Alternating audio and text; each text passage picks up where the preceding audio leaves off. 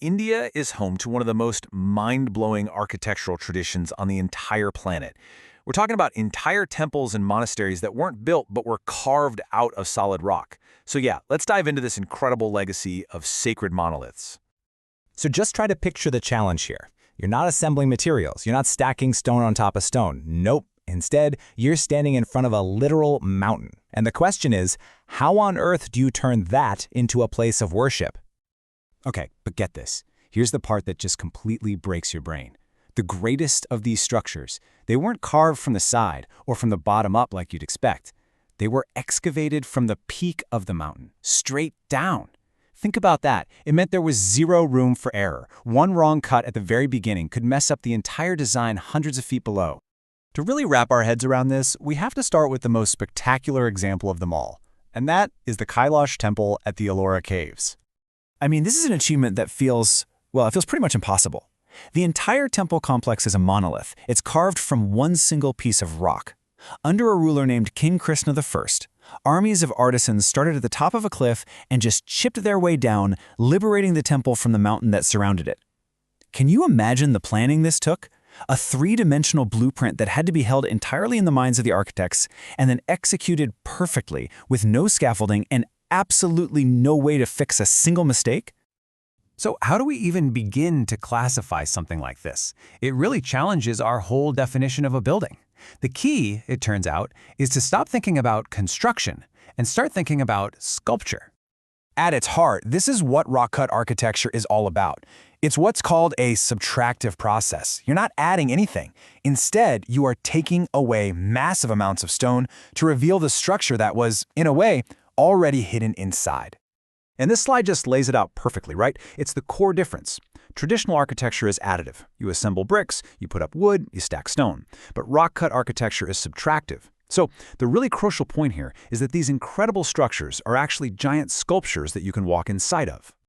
But why? Why go through all this incredible trouble? Well, the reason is deeply spiritual. In India, caves have always been seen as sacred spaces. So even when they started creating these magnificent man-made structures, the goal was to copy that same intimate, sacred, cave-like feeling. That's why the inner sanctums are often small, dark, and don't have any natural light. Now, a tradition this complex didn't just appear overnight. Of course not. It evolved over thousands of years, growing in complexity and ambition with each passing century. You could say the timeline of this art form is quite literally carved in stone. It all began with people just using natural caves. But by the 3rd century BCE, we see the first man-made caves, carved out as monasteries for monks. Then, in the early Buddhist phase, they started making dedicated prayer halls, but they still used a lot of wood in the designs. A huge leap forward happened during the Gupta period, when they figured out how to get rid of the timber completely and make it purely stone. And all of this eventually culminated in the incredible Dravidian style with its huge open halls and entire monolithic shrines. So back in that early period, things were focused on two main types of structures. First, you had the viharas. You can think of these as basically monasteries. They were the living quarters for monks. And then you had the chaityas, which were the big prayer halls, carved out for everyone to worship together. The Gupta period, which a lot of people call a golden age in India, brought in this totally revolutionary artistic element. It wasn't just about the carving anymore. Suddenly, the walls themselves came alive with these incredibly detailed mural paintings, adding amazing color and stories to these stone sanctuaries. And this artistic explosion, well, it led to some true masterpieces. This long, slow evolution produced some of the most spectacular heritage sites in the entire world, and each one has its own totally unique character. So let's take a quick tour, shall we? Okay, so there are 3 real heavy hitters you have to know. First up is Ajanta. It's purely Buddhist and is world famous for its paintings. Then you have Ellora, which is just a stunning example of religious harmony. It's got Hindu, Buddhist, and Jain temples side by side, including, of course, the mighty Kailash. And finally, there's Badami, which represents Hindu and Jain faiths and is known for its very distinct Chalukyan style. The Ajanta caves are an absolute treasure trove of art. They started out as simple shelters for monks, but they became a canvas for these breathtaking murals that tell the Jataka tales, which are stories about the Buddhist past lives. The artistry here was so unique and so influential, it's now considered its own distinct school of painting.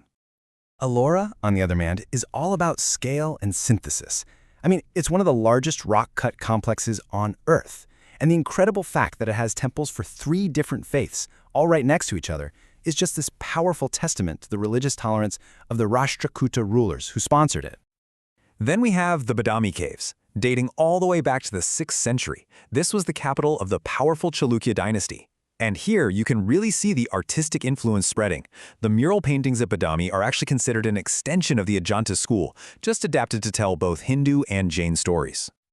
So when you put it all together, what's the lasting legacy of this incredible tradition?